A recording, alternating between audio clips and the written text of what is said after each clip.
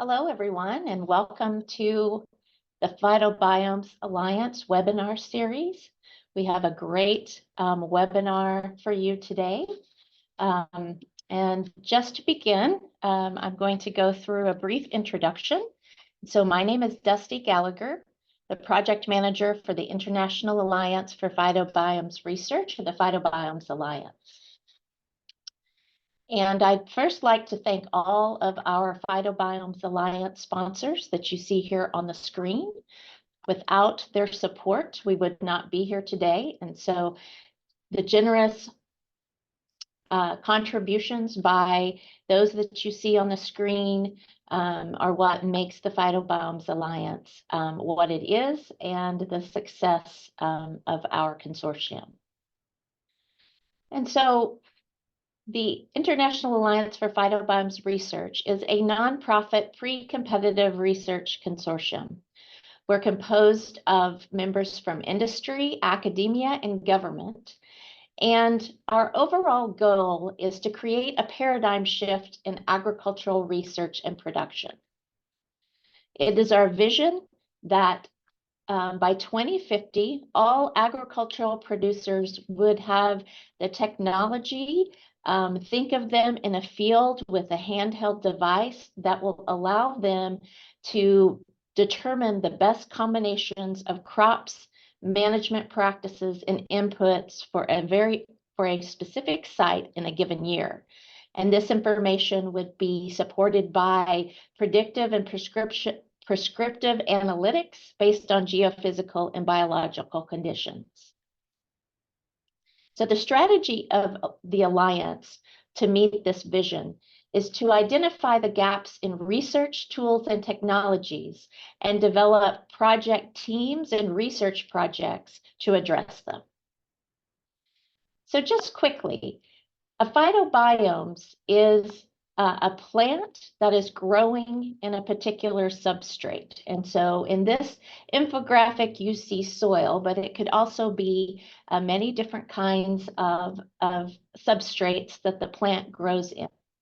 And then that system, that phytobiomes, is then impacted by many other components, whether it be microbiomes and microorganisms, animals, plants, insects, climate, weather, water, and all of this is influenced by management practices.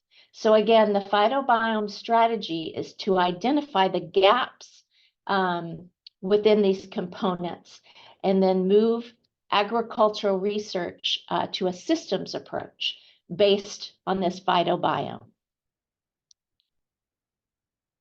So here are just a few examples of phytobiomes. We typically think of crops growing in soil, but it could also be pastures, vegetable gardens, forests, vertical farming, or any type of controlled environment agriculture. And a subset of the Alliance, or an Alliance project that is also co-hosting this webinar today, is the U.S. Culture Collections Network.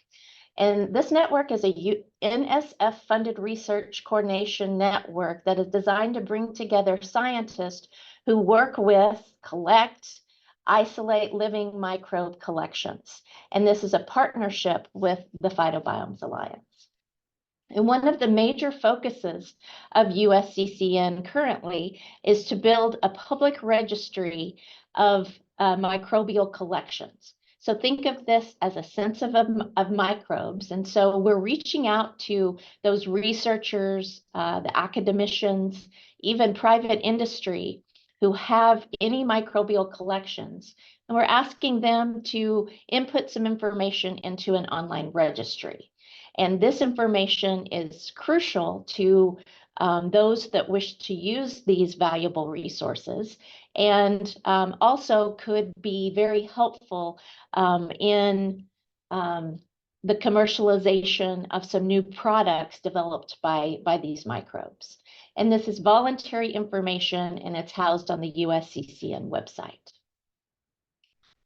And I'd like to bring your attention to one of the main activities of the Phytobiomes Conference that will be held this year in St. Louis, October 8th through the 10th.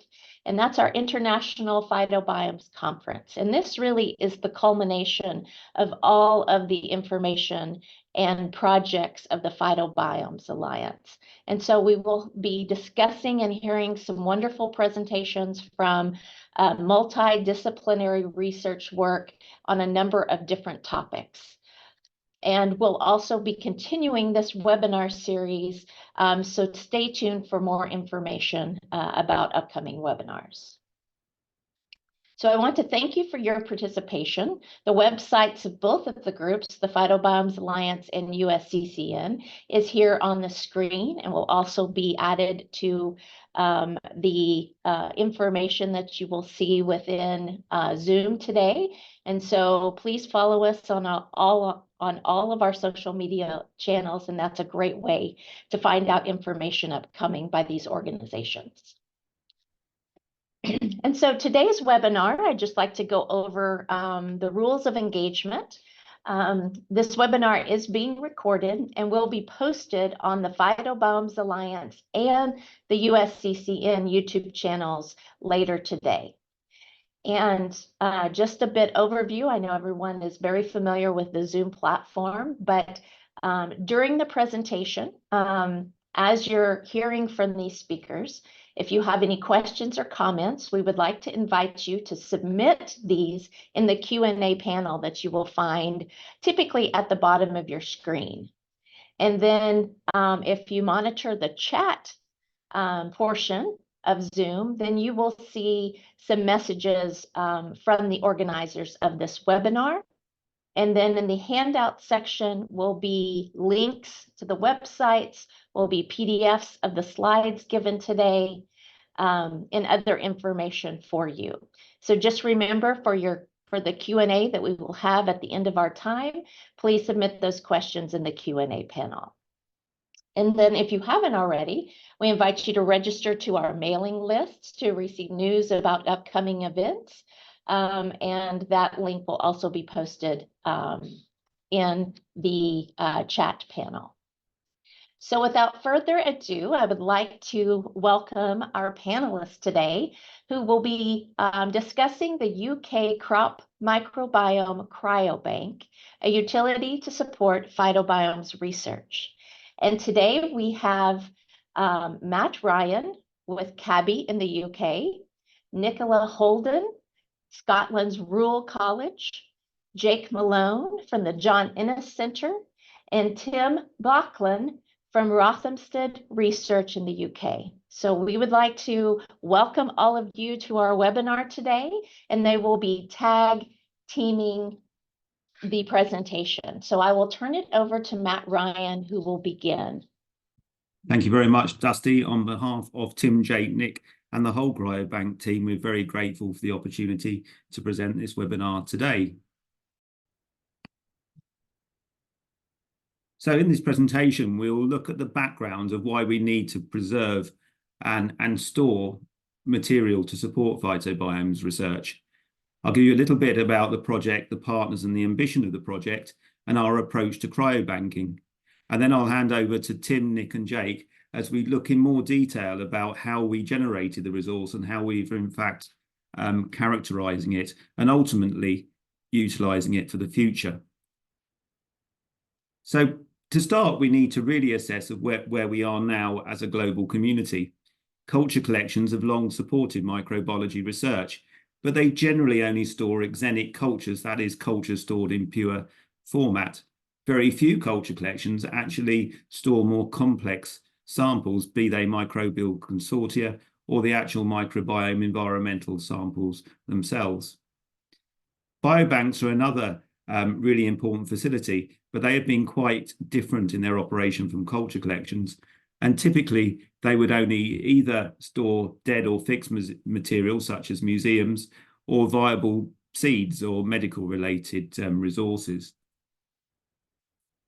Currently, the world has some 793 culture collections, represented some 3.2 million strains in 77 countries and regions across the world. And we're all familiar with some of these larger collections in the States, for example, the American Type Culture Collection, and in Europe, the Westerdyke and DSMZ. We also have CABI, my own collection that it's been an honor to curate for many years, and that has a global focus. All this is underpinned by national and regional networks, such as the United States Culture Collection Network, and in Europe, the European Confederation of Culture Collection, abbreviated as ECHO. But where does a need come from? Well, that started initially in 2015 at a USCCN meeting in Fort Collins, Colorado, when Professor Jan Leach challenged the assembled culture collection experts to support phytobiome research. At the same time, there was an initiative starting in the UK between Rothamsted and CABI called the UK Plant Microbiome Initiative. And that was promoted through the Rothamsted Open Innovation Forum. Aligned with this was a development in Europe with the formation of the Microbiome Support Project, which the Phytobiomes Alliance was associated with. So why do we need microbiome biobanks? They're roughly the same reasons that we need culture collections. It's to aid the development of standards, to allow deposits to ensure compliance with legislation, including the Nagoya Protocol, as a source of new potential products for industry, medicine, and environmental applications, to protect intellectual property, such as the storage of syncoms or live biotherapeutic products, for biodiversity conservation and to mitigate against future threats, but ultimately to provide resources to underpin the very stringency of research. And it's also important to recognise that there is a purpose and need for biobanking. We're not looking to preserve samples as a stamp collecting exercise. Our goal is to add value to the resources we collect while characterising and asking key biological questions about the resources that we curate. At the start of the European project that I mentioned earlier, we held a workshop in Austria and we looked at the supporting infrastructure for phytobiomes and microbiomes more generally. And the issue was the microbiomes were falling through the gap. They weren't being covered by biobanks. They were only loosely being covered by culture collections. And the large European infrastructures didn't really cover them specifically.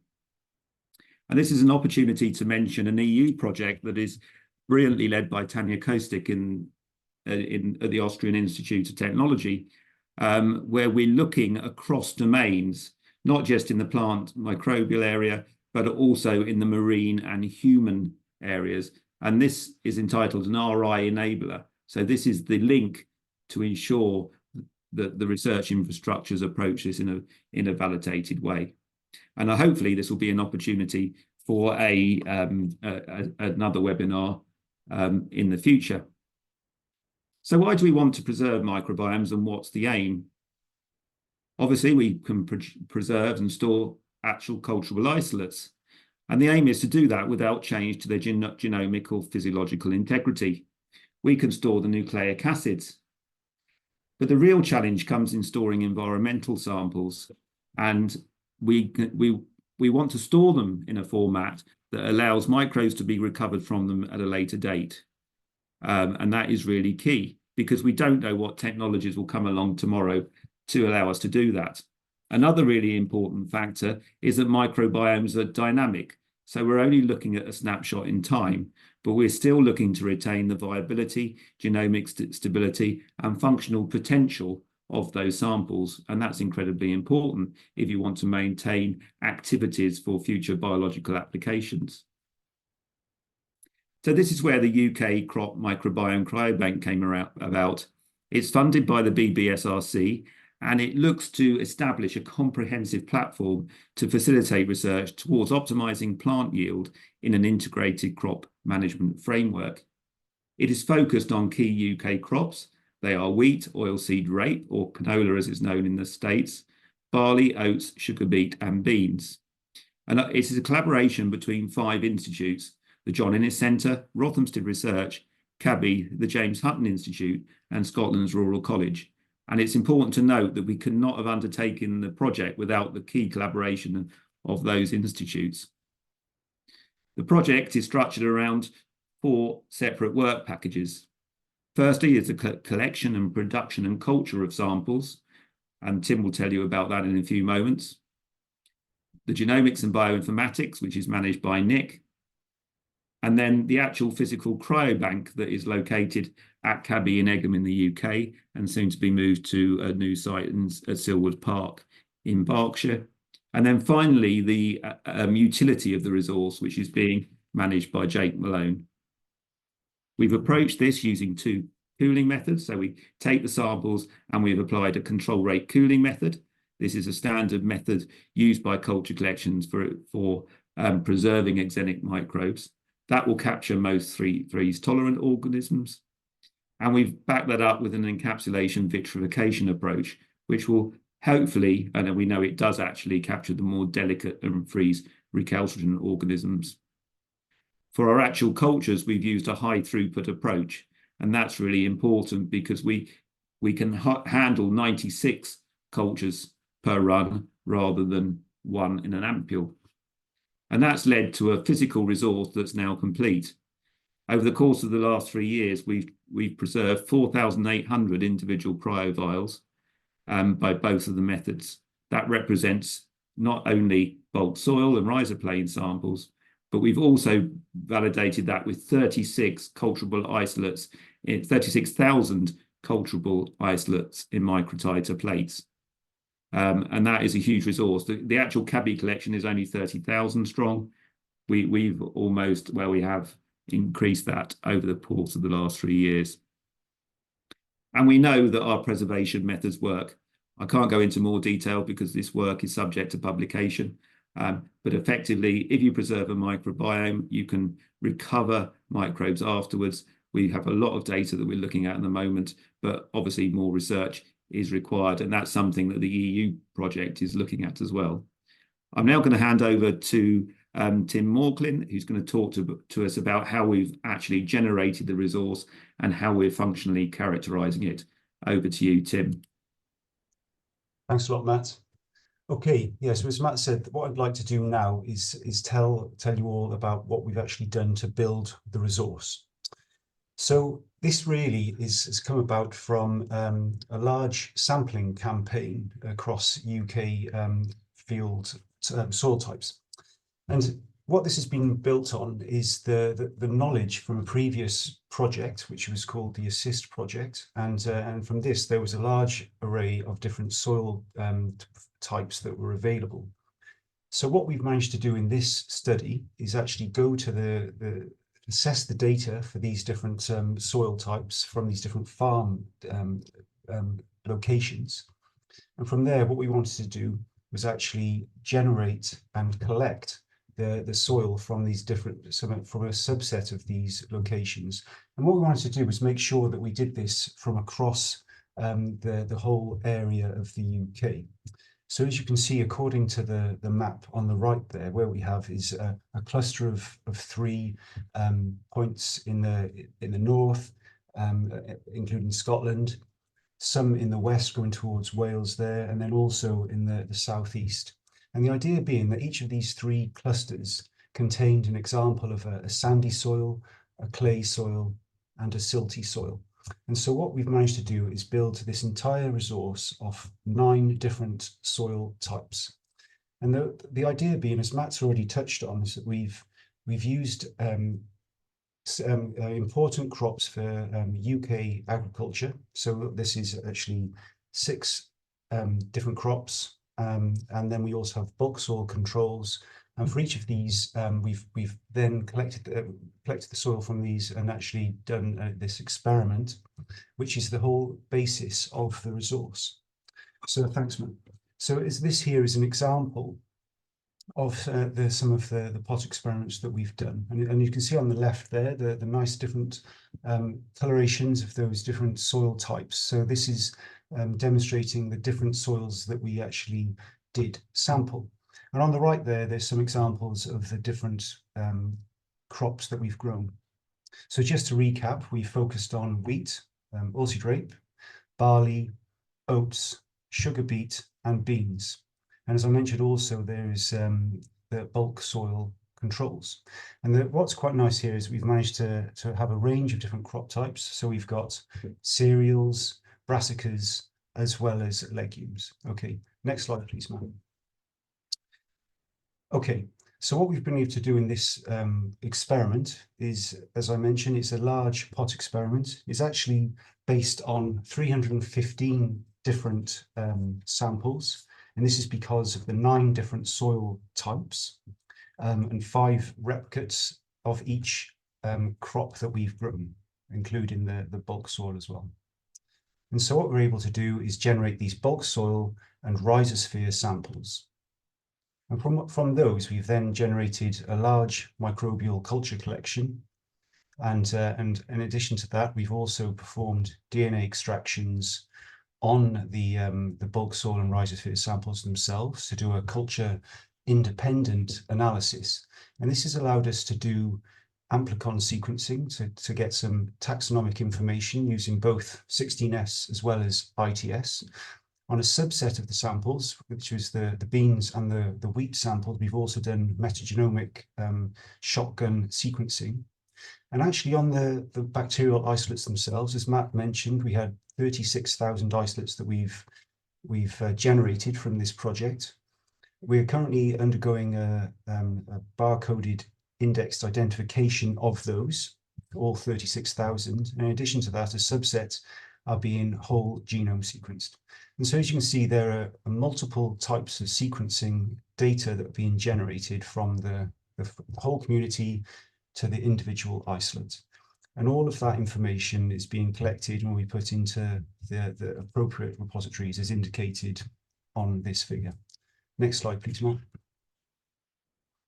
So what I want to do now is tell you a little bit about some of the work that we've been doing on these isolates. So just to reiterate, we've got 36,000 isolates. And what we've done is screened them all for a range of different functional tests. And what we've done is we've broken this down into abiotic stress tolerance. So examples of that are ACC deaminase production, the ability to tolerate salt stress, and also to deal with drought stress. In addition to that, we've looked at micronutrients, the ability to actually solubilize micronutrients or capture micronutrients in the case of iron via siderophore production, as well as zinc solubilization. And furthermore, we've also looked at the ability of these isolates to solubilize and hydrolyze macronutrients. So we have an example of organic N, as well as phosphorus solubilization in terms of the example there being tricalcium phosphate, as well as potassium solubilization. And the preliminary data that we've gleaned from this so far has been quite interesting. So what we try to do is, as you can see on these 3 figures here, if we look at the one on the left, you can see that we've colored all of the points according to the actual site. And what we found there was actually quite difficult to actually see any real trends. And then if we look at the figure on the right-hand side, this was then by the soil cluster. If you remember from the previous slides that this would either be a silty, a sandy, or a clay soil. So they were the 3 different cluster types. Again, it was quite difficult to actually find some clear trends. But what we were interested to see was that when we actually look at the central plot there, we could actually see some trends according to crop type. So what we were able to see really was that there are some clustering according to the cereal type, the cereal, as in cereal crops with the actual bacteria that were isolated from those seem to be clustering together based on their phenotypic profiles. Whereas we see for sugar beet, as well as beans, for example, that these are separating away from the actual cereal type. Okay, so next slide, please, Matt. Okay, so the next thing we want to do is tell you about the actual frequency of functions per crop. So just to reiterate, we see all the different functions that we've screened for here. So as I mentioned, there are those to do with abiotic stress tolerance. There's macronutrients and micronutrient solubilization. And the three standout results that we've seen from this data so far is that N-hydrolyzation seems to be reduced in isolates which have been isolated from the bean rhizosphere. And whereas we can see for the drought function, the isolates that have come from oilseed rape and sugar beet are more prevalent. Whereas we see for zinc, there is actually a large increase in the number of isolates which have that zinc solubilization function from barley. So it seems in terms of beans, I mean, I think there's a good, for me, there's a clear reason why they would actually be reduced in the bean system due to the plant's ability to form mutualistic symbioses with rhizobia. So there isn't such a huge requirement for that function. It's also interesting to see that in the oilseed rape and sugar, in terms of drought tolerance, due to the larger root systems, it could be that this is reflecting the actual the thirsty nature, if you like, of oilseed rape and sugar beet roots. Regarding the barley, that's more puzzling, and I don't have a clear explanation to why barley has an increase in zinc solubilization, but that's something that we're currently working on to understand. Next slide, please, Matt. Okay, so before I pass on to Nick, what I want to do is just summarize this part of the talk, which is just to show really what resources for downstream analysis that we have now generated. So as I've already said, this is a resource based on 6 key crops. And in addition to that, we also have the bulk soils. This is come from well-characterized soils. This is this assist network I mentioned, but in addition to that, we also have a couple of examples of soils which have come from the James Hutton Institute as well as Rothamsted farms.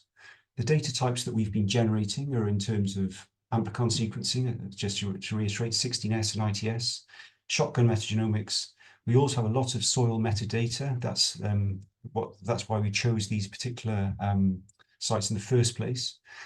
We actually managed to achieve the actual isolation of 36,000 whole isolates, and as I mentioned, we are currently barcoding these isolates, and that's in progress. And as I mentioned there's also some key functions that we see. And finally, just the last point really is that we see that individual isolates typically have limited functional range, so that we didn't see many isolates which have the broad plethora of functions. They're more limited in their different functions. Okay, I'd like to now pass over to Nick.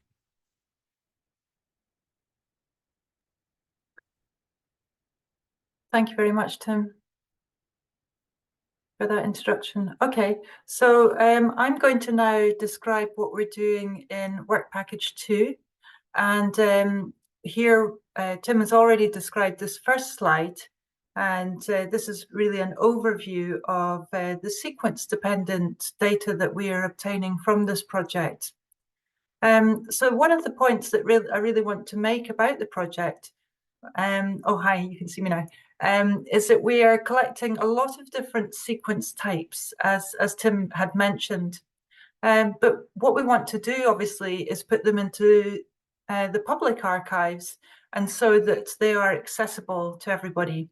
And we're working with the European Nucleotide Archive, which is run by EMBL, and also their repository that they have for microbiomes, which is known as Magnify.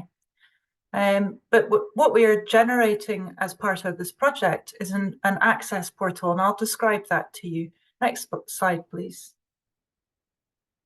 Thanks, Matt. Okay, so there's a lot of detail in here, and I'm certainly not expecting anyone to read the detail, but the point that I wanted to make is that this is actually quite a complex experimental setup. So you saw what it physically looked like in the glass houses at Rothamsted. But one of the key points is that we have a lot of really important metadata. As Tim had mentioned, that these samples were collected from a research project for which we know quite a lot of the heritage of the fields, for example. We know a lot about the physical and the chemical nature of the soils. And all of that metadata is really important for understanding the influence that the microbiomes might have on the crop production system. So we have taken a lot of time and paid a lot of attention to this metadata and made sure that it has all been captured.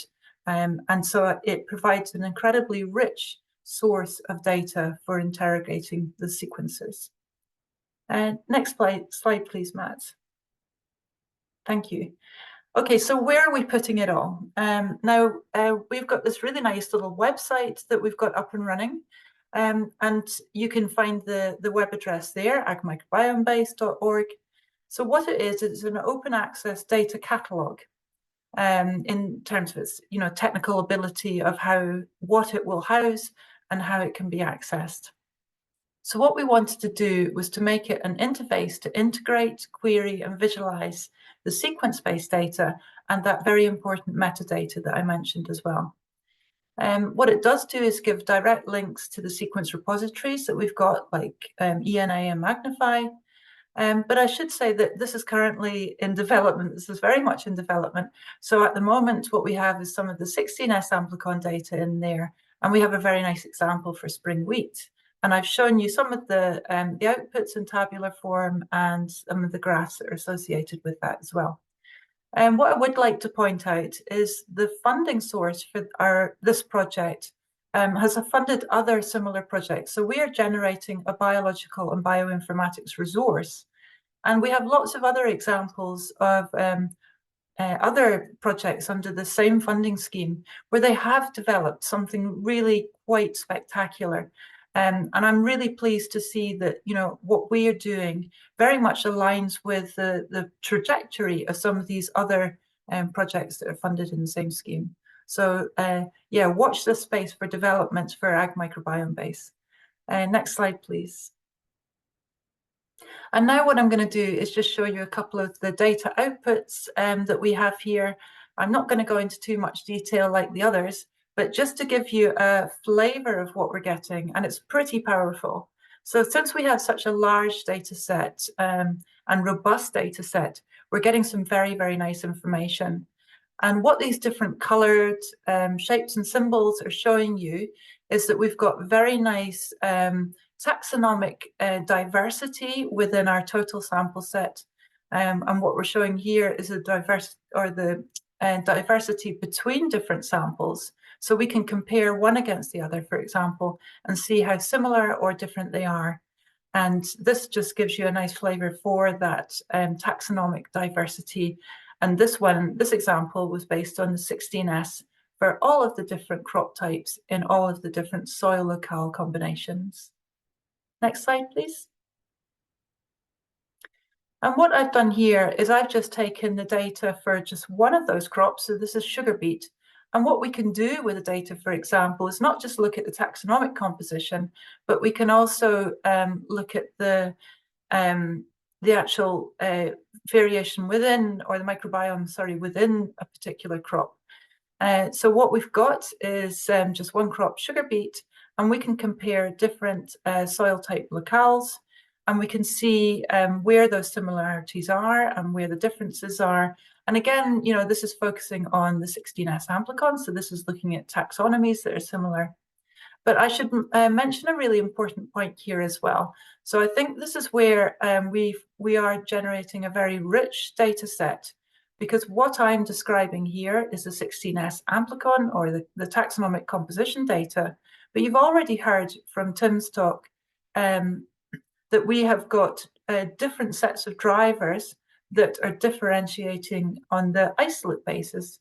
So this is a really nice example of why it's important to look at these different scales, whether you're looking at the whole community composition and what's driving that, or whether you're looking at the individual isolates and what's maybe driving the function of those. Okay, next slide, please. Okay, so our next step, as Tim mentioned, is we're also doing shotgun metagenomics on a select set. So again, we have all soil locale combinations for 2 different crop types, and then no plant control. So we've just acquired these raw data sets just now. So we're at that very exciting stage of just pressing the submit button and then generating the functional data. And we are working very much with Emble ENA, I beg your pardon, on the outputs for this. And this is their pipeline. Again, unless you're very technically minded, this probably won't mean anything to you, but I think there's a little animation if you press next, please, Matt. Yeah, so what we're going to focus on is really the functional part of this pipeline. We can get a lot of information from that sequence-based data, and then we can ascribe different functions. And that, of course, relates back to the actual functions that have been measured in Rothamsted as well, and in John Innes that you'll hear about next. Next slide, please. So I'm just going to finish up and just say that one of the key things that we're doing is we're generating a large number of different data types. They've got all of this rich metadata. So a big job next really is to try and integrate these. So we've got an example of some of the soil types, for example, here. I've also listed the soil chemistry. We've got the community compositions. We've got the actual cultured isolates. And then we've got the functions as well. So there's a really big job, I think, to do now is to try and integrate that so you can actually you can ask much bigger strategic questions about the data set. And really what we want to do with this resource is not just provide that baseline information for the community, but to get them involved. It will enable you to do comparative analysis with your own data sets, for example. We can do the compare and contrast for those different functions. We can look at where the taxonomies might lie and that have specific functions as well. So I think it's an incredibly exciting stage that we're at. And I'm looking forward to working with the community more on this sort of data integration. Thanks. I'm going to hand over to our colleague now in John Innes, Jake. Right. Hello. Thanks. I'm just checking that my video's come up. Thanks everyone for coming to this. My section really is just to talk about how we would use all of this information. I think my colleagues have done a fantastic job so far in actually generating the cryobank and all of the genetic material and biological resources underpinning it.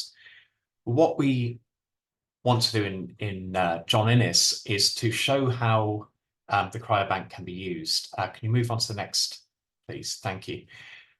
So what we want to do is to produce synthetic communities and to show how those synthetic communities can contribute to plant health and plant growth. And ultimately, this should provide a case study for how the microbiome project can be used by all stakeholders, really. Because ultimately what we want from this collection is for it to be active and for it to be used. It shouldn't just be something stored in a freezer. We would hope that the community will use the website, will use the collection in order to pursue agricultural projects. So first of all, in order to produce these syncoms, the first thing we need to do is to produce, to understand the culturable microbiota within our samples much more than we do. And there's been a tremendous amount of phenotyping done by Rothamsted already. But what we would like to do is to understand the plant growth promoting and biocontrol traits a bit more of the cultural collection. We then want to go on and from a very large, broad characterization, we want to move on and test some positive plant growth promoting traits of individual microbes within the collection. And next, please, Matt. And ultimately, we want to use this information to create effective growth promoting synthetic communities. So the way that we're going about this in a bit more detail, next slide, please. I've broken this down into a number of different steps. The first thing we have done is to take thousands of isolates from the freezer collection, and we are just checking the viability of those isolates if we reculture them. Obviously, they were cultured in the first place, but they have been through the freezing process, and not all of them, some of them may not have survived. So we're doing, in the first stage, a very broad check for isolate viability. We then go on and apply a number of different phenotypic tests in a high throughput manner, looking for plant growth promoting traits, biocontrol traits, and morphological traits associated with success in a synthetic community. From these different screens, we go on to choose a range of isolates with different abilities that we hope will contribute to a successful synthetic community. We're carrying out genotyping and whole genome sequencing of subsets of these isolates. And then ultimately, we're putting together collections which go into plant growth promotion assays in controlled microcosms. We're also, down the line, once we've done these steps, we intend to do metabarcoding of our syncoms to show how the communities will change throughout growth in different plant environments and how the distribution and abundance of different bugs within the synthetic community may change. Next slide, please. So this is just giving a few examples of the work we've done so far. This is very much ongoing work, but we've done a lot of viability checking, and I'm pleased to say that almost everything that's been recovered has grown. You can see here, these are isolates from bean and from wheat grown on either sand or clay, or isolated from sand or clay soils. And you can see almost everything is growing. And after 48 hours, we see a substantial amount of those isolates grow robustly. I should say that the isolates which are shown as not growing here, it's not that they don't grow, it's just that they grow slowly. But it's quite interesting that we are seeing quite a lot of variability between our different samples. Next, please. We've also conducted, as I said, a number of different phenotypes. We've looked at things that we would associate with effective biocontrol or effective growth promotion. For example, we're looking at protease production here using milk agar plates. And again, you can see huge variability between the different sample sets that we're looking at. Next, please. We've also started work on genotyping the culture collection. So this is identifying the nature of the individual microbes from the 36,000 isolates that the map mentioned earlier. So this is at very early stages. I should say inconclusive on this chart doesn't mean that those bugs don't have a genotype. It just means we haven't got onto genotyping them yet. But what's interesting at this stage is that we see quite a lot of variability, but we also see quite big differences between, for example, the bean and wheat microbiota that are associated with clay soil, with more Chrysobacterium and bacillus found with wheat and Pseudomonas and Penobacillus found with bean. It will be interesting to see how this pans out across the wider collection. Next slide, please. So, as I said, this is the workflow that we're currently working through. Most of the work is probably still on the first 4 of these boxes, although all of them are more complete, or some of them are more complete than others. I should just finally say a couple of words about the plant growth promotion assays in microcosms and how we intend to conduct these going forward. So next, please. So the way that we intend to do this is using a system called the EcoFab 2.0 system, which was developed in the Berkeley laboratory by Trent Northern and his group. And this is a model lab ecosystem that allows for highly repeatable plant growth results. So rather than growing in sort of jerry-rigged systems that we put together ourselves, what we would like to do, and we've been working in the last year to get this system up and running here in Norwich, is to, next please. Actually, if you click forward a couple, thank you. What we would like to do is to use these EcoFab 2.0 growth chambers, which are reusable growth chambers where plants can be grown with their root systems in a highly defined environment. And this will enable us to conduct highly repeatable plant growth assays. We've tried this out. It hadn't been used for crop plants before this project, but we've successfully grown both barley and wheat and 1 or 2 other plants at this stage in these systems. And we're now able to conduct all our experiments, we hope, in highly reproducible conditions. So what we intend to do is to inoculate these plants with our different synthetic communities and measure plant growth over a defined time period. And next, please. So the next steps for this project, obviously we're going to continue and complete the genotyping next, and to conduct more in-depth phenotyping. And ultimately this will allow us to move on to implanter assays. And our strategy here is both to examine how synthetic communities contribute to the health and growth of individual plants, but also, and next please, how the microbiota associated with one plant, for example, bean, or a second plant, for example, wheat, next please, how those two distinct microbiota will differ in their abilities to promote plant growth if we were to swap them over.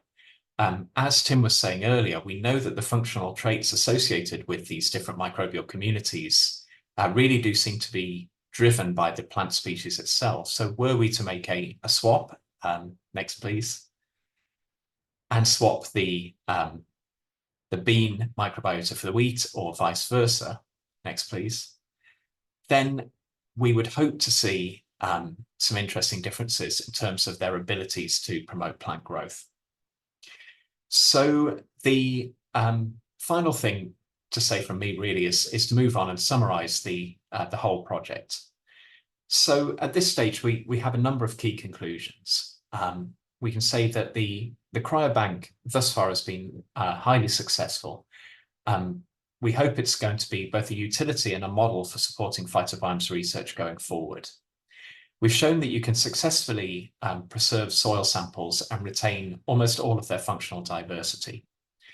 We think it's a really unique resource which links physical samples with provenance data, genomic metadata, and ultimately functional data. And these samples have been stored in publicly available and well-known data banks. The resource can be interrogated to answer biological questions, and the work in my lab, we're hoping to provide a case study for this and to provide some best practice really to enable people to ask questions going forward. We can also say we've identified some interesting biological pointers already from the work that we've done in creating the resource. For example, that drivers of community compositional variation are different to those that apply to isolate function. And I guess I would finish by saying that preserved, characterized biological resources such as this can provide promising leads for future development in the production of nature-based solutions to agricultural problems. So next, please. I'd finally like to end by acknowledging all of the people associated with this project. The team on the cryobank are Tim Mauchline, Matt Ryan, Nicola, Holden, and myself, who you've heard from today. Also Ian Clark, Sue Jones, Rodrigo Takatani, Peyton Yao, Helen Stewart, Miguel Bonin, Kat Thompson, and the support teams at our different institutes. We also have an excellent scientific advisory group who have been providing us with pointers and steering the project over the last few years. This is Tom Bell, James Prosser, David Bulgarelli, Cara Haney, Ruth Bastow, Susanna Bolton, Liz Shaw, Kelly Eversole, Rob Finn, and Gina Swart. We also have input from Imperial College, from Tom Bell and Tom Lilly, and from EBI with Rob Finn and team. And I'd like to thank everyone for listening, and we'd be happy to answer any questions.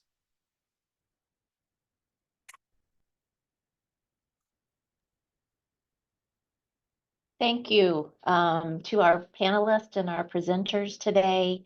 What a great project and a great set of work that you've presented, and that we can all look forward to it progressing. So we have about 10 minutes for some questions, and we do have a number of questions that have already been submitted.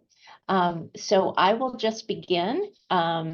Some of them have been identified to a particular speaker, and some are just general questions. So one or all of you feel free to answer. So to begin, the first question is for Tim, and it is, was isolate screening done in high throughput? And if yes, did you publish these methods or protocols? Yeah, thanks for the question. Yes, what we've been doing is we haven't actually published it yet. The actual method is still will form part of the main publication that comes from it. But essentially, we've been using robotics, and that's the way we've been sort of getting the isolates to be organised. But there's been a lot of essentially hard work in getting the isolate collection made, but then the organisation is through robotics, if that makes sense. Okay, thank you. A question that is not pointed to anyone in particular, but are there crossovers in species composition between microbes found in the plant and microbes in the soil where they grow? Shall I have a go at that one? Okay, Or yeah. Well, no, you go next, fine. Or I can. Yeah, no, we definitely see some differences. We have a nice demonstration of what we term, or what we understand as the rhizosphere effect. So that's where you get enrichment of particular groups of microbes from the soil. So the soil is the source of the microbes onto the plant. But that doesn't happen in the same way for every plant species. So we do have plant species dependent effects as well on top of that. But yes, we do have demonstration of the rhizosphere effect. Does that answer the question? I believe so, yes, thank you. Okay, another question for Tim. How many indexes can be used in a single run? Are there any limiting factors with the indexes? And what could be the ways to modify indexes to optimize the runs? So there's probably about 3 questions in there. Let me know if you would like any of that repeated. No, I can actually see the question. It's fine. I think that my colleague Rodrigo Takatani would be best placed to answer that question, actually. So yeah, I'll have to get back to you on that one. Unless Nick, you want to. Unless is that indexes for sequencing, in which case we use the 96 multiplex system for each run. If that was the answer to the question, I'm not sure. I'm not sure if it's referring to the culture independent or culture dependent sequencing. Yeah, okay. Okay, so maybe we'll do a follow-up after the webinar. Yes, please. Yeah. Okay. Absolutely. Okay, one of the attendees says, I am not familiar with these resources. Do you offer workshops or trainings that students can attend? And are you planning to make it as online resources to run, or is mainly scripts? Yeah, I'll take that one. Yeah, we plan to publish all our protocols. Training is something that we're all absolutely passionate about. And that will be a follow-up to this project. And I'd also like to mention the EU Microbiobanking Enabler project as well, that's run out of AIT, because there's a key component of that project is training. And that will cover a much broader spectrum than just plant and soil. It will cover the marine and the human as well. So there will be much more coming in this area, not just from this project, but from other projects as well. And to follow up with that, Matt, I failed to mention another effort that is a very big collaboration in Europe as well as in the US, and that's the Microbes for Climate project, in which CABI and the Phytobiomes Alliance and USCCN are involved with. And so, there seems to be a number of these collaborations and projects in the works. And do you feel that they're all related and can all work together? And perhaps you could just briefly describe the Microbes for Climate project as well. Yeah, no, absolutely. Collaboration and networking has been key to culture collections ever since I've been involved with that. And it's going to be key in this field as well, because no one organisation can do everything. And not only can one organisation not do everything, you need those collaborators to bring the bioinformatics expertise, to bring the characterization expertise to the wider consortium. And so there definitely needs to be more networking. And I guess what we're doing is trying to show a model. And we think this model is applicable to other crop systems as well. So we're focusing on the key UK crops, but you can take what we've done and we think you can apply it to commodity crops such as cocoa and coffee, or other crops such as maize. So we think there's great potential for that. And of course, one of the things that Jake's doing at the moment is he's looking at developing syncoms for future intervention. And one of the big questions that faces the world at the moment is the impact of climate change, the impact of drought, and what is happening in the soil and the plants that accumulate those microbes. And we don't know enough about it. So the Micro for Climate project, again, is an EU project that's bringing some of those things together, but it will also extend to looking at the regulatory and the legal side of things as well. So the work package that I'm leading there is not so much on the practical, it's more on the ethics, the legislative side of it, and also the best practice. And again, this comes into some of what we've been discussing today, because there is a need to biobank and preserve samples. And it's not just to have a sample at the end of it, it's to make sure you adhere to regulatory processes, whether you're in the UK, the States, or anywhere else in the world. And that is a really important thing that we have to do as responsible microbiologists. Thank you, Matt. So our next question is, have you done any experiments that address how microbiome functions vary over time? And if so, can you tell us a bit more about those experiments? I can have a quick go at that, if that's okay. Yeah. Thanks for the question. I mean, that's something that we're quite interested in doing at the moment at Rothamsted. We actually have a new field experiment which is actually designed to answer that question. So what we're doing is we've just made this new what we call cropping transitions experiments, where we are going to be having lots of different cropping rotations, and the idea being that we will actually also be doing intra-season samplings. So we'll be able to get some more information on that.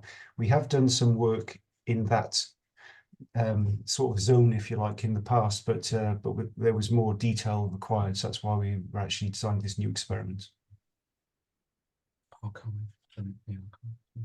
Anybody want to add to that? Jake, you were. I was just going to say, in the context of the SynCom experiments, while we do intend to do a lot of these experiments in a defined and highly, we hope, as reproducibly as possible, so we can compare across different samples. We also would like to look at, for example, the longevity of samples, how they like the stability over time. So if you grow a plant for 3 weeks, or if you grow a plant for a month or 2 months or 3 months, do you see differences in how the synthetic community will maintain its stability? So it's certainly something that's on our radar, although we haven't undertaken it yet. Okay, maybe time for 1 or 2 more questions. So our next says, what was presented was ambitious and impressive, but at the same time likely limited in scope based on region, crops, and number of samples. Could you please describe what the scale would look like to optimally conserve the ideal optimum number of microbes, phytobiomes nationally, regionally, globally? How would something like this be implemented and funded? And question was addressing the goal of global conservation. Okay, shall I have a go at that to start with? Because that's the $1 million question. Yeah, we had to start somewhere as a proof of principle. And that is why we focused the resource on the key UK crops. And that was a requirement really of the funder. And we had to show it was utilisable. And as I said in one of my early slides, it's not just about collecting microbes for the sake of collecting microbes. You have to do it for a purpose and a reason. And what we're showing here is as you add value to them, you can really ask some absolutely amazing biological questions. Who pays for it? I think that is a community discussion to have. Obviously, for research funders, when you consider how much they invest in research, the cost of maintaining these collections is actually very small. And I think we all have a duty as researchers to make sure that we make our results of our research outputs available to other workers, because without that you can't test the stringency and you certainly can't reproduce any results. So it's really fundamental to the very existence of science. From a conservation perspective, yeah, who's going to pay to conserve everything? But you could, for example, narrow that down and look at keystone species for certain groups. So there's lots of possibilities. We need to have a discussion with the community, and that's where the Phytobiomes Alliance, the USCCN, and our EU collaborators really come in to answer that broader question. Great, thank you very much. And I just want to say again, we are at the top of the hour. And so I just like to thank all of our panelists today for joining us and giving us an excellent presentation. Thank all of the attendees for joining. And we do have a number of questions that we didn't get a chance to answer live. And so we will ask the speakers to follow up to answer those questions. So thank you very much for attending. Look for our next webinar to be in March, and we'll be sending out information about that soon. So thank you very much. Have a great day.